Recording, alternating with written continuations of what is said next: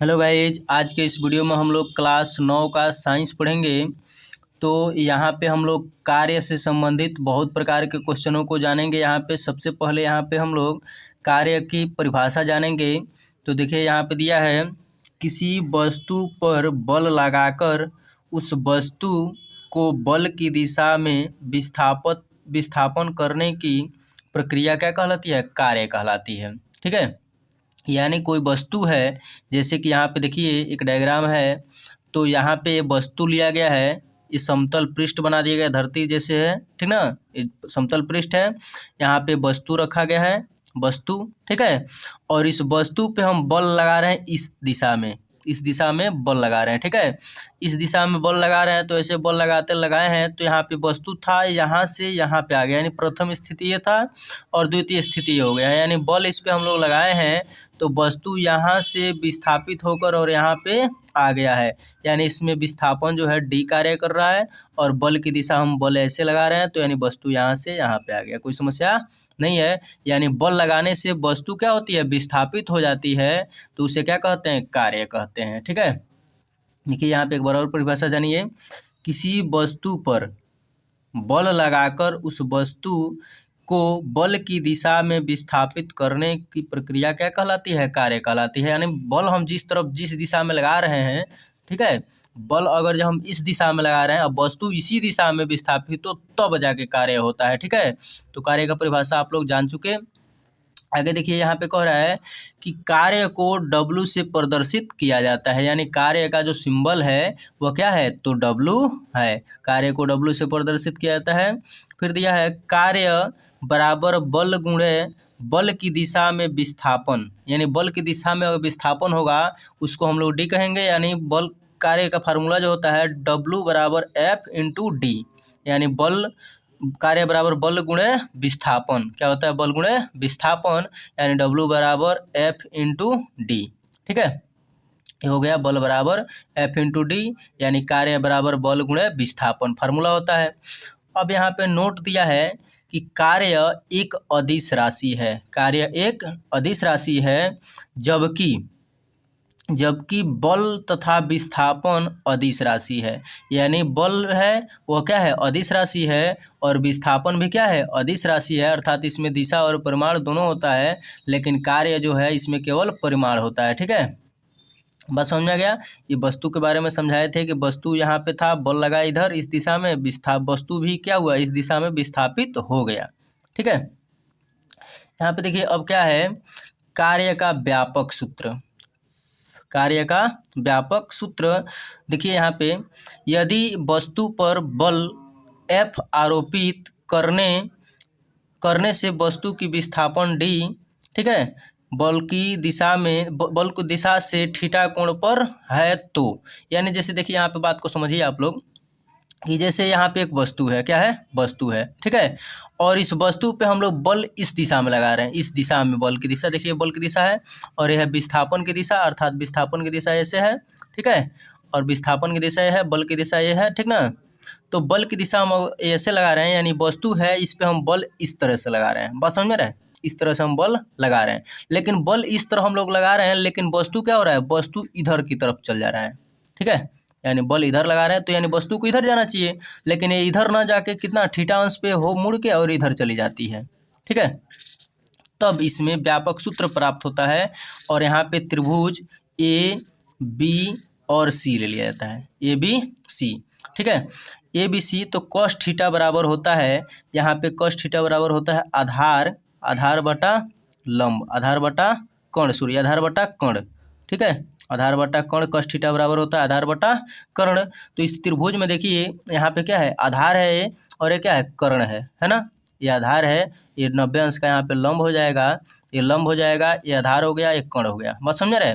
90 के सामने कर्ण होता है, तो आधार बटा कर्ण, अर्थात यहाँ पे AB बटा AC, cos थीटा बराबर AB बटा AC। AB क्या है? आधार है, और AC क्या है? कर्ण है, तो AB बटा AC ले लिए। ठीक, अब यहाँ पे ये गुणा में है, किस में है? गुणा में।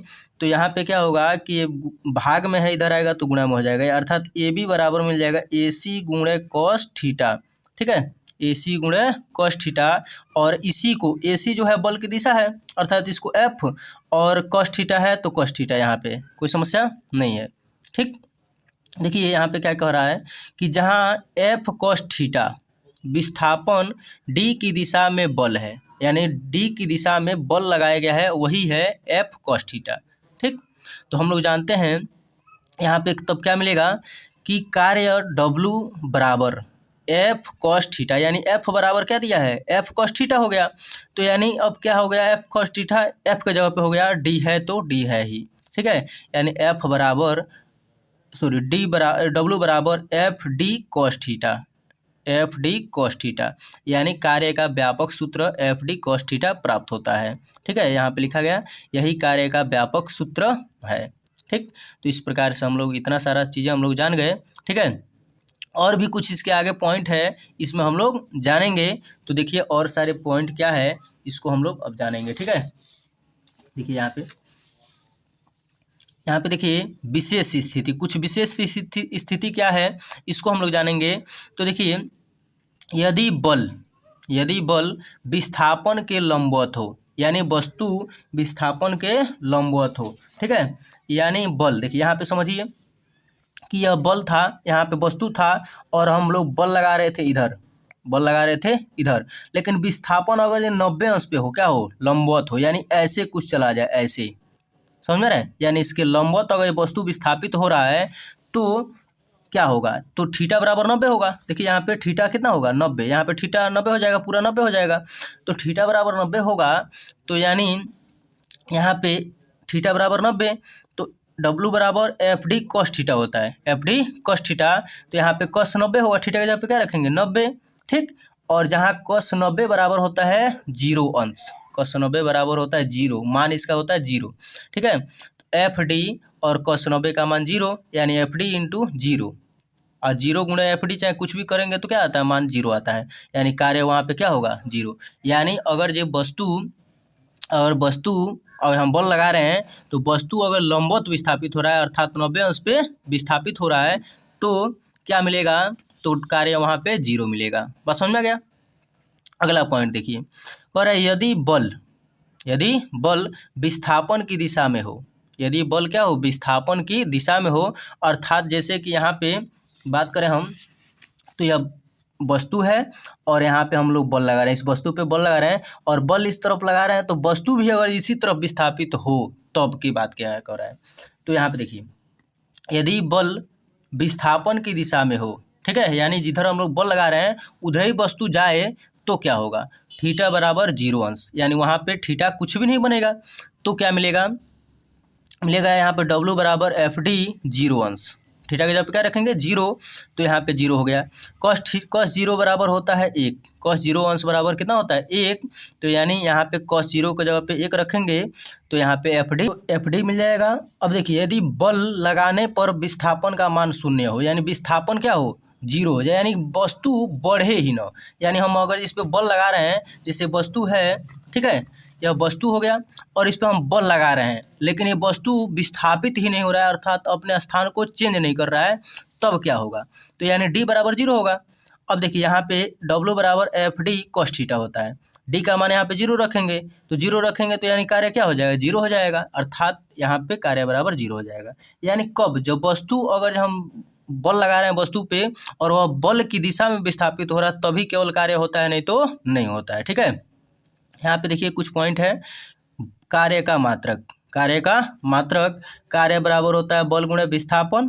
ठीक, तो कार्य का मात्रक क्या मिलेगा, तो बल का मात्रक गुणे विस्थापन का मात्रक। ठीक, बल का मात्रक क्या होता है, न्यूटन, बल का मात्रक न्यूटन, अब विस्थापन का मात्रक होता है मीटर, अर्थात कार्य का मात्रक हो जाएगा न्यूटन मीटर, या न्यूटन मीटर को ही क्या कहते हैं, जूल कहते हैं। यानी इसका कार्य का जो दो मात्रक होता है न्यूटन मीटर और जूल होता है। तो इस प्रकार से देखिए यहाँ पे इस प्रकार कार्य का SI और MKS पद्धति में मात्रक न्यूटन मीटर, ठीक, या जूल होता है। एक और अन्य मात्रक होता है अर्ग, क्या होता है, अर्ग, ठीक है, और एक जूल बराबर होता है 10 के पावर 7 अर्ग, ठीक है, 10 के पावर 7 अर्ग होता है। ठीक है। यानी 1 जूल बराबर 10 के पावर 7 अर्ग होता है, तो इसको भी आप लोग जानेंगे। तो कार्य का मात्रक कितना हो गया? 3। कार्य का 3 मात्रक हुआ, एक हुआ न्यूटन मीटर, एक हुआ जूल, एक हुआ अर्ग। ठीक है। तो इस प्रकार से आप लोग को कार्य से संबंधित बहुत सारे क्वेश्चनों को बताए हमने। तो मैं अपने वीडियो को यहीं पे समाप्त कर रहा हूँ। जय हिंद, जय भारत।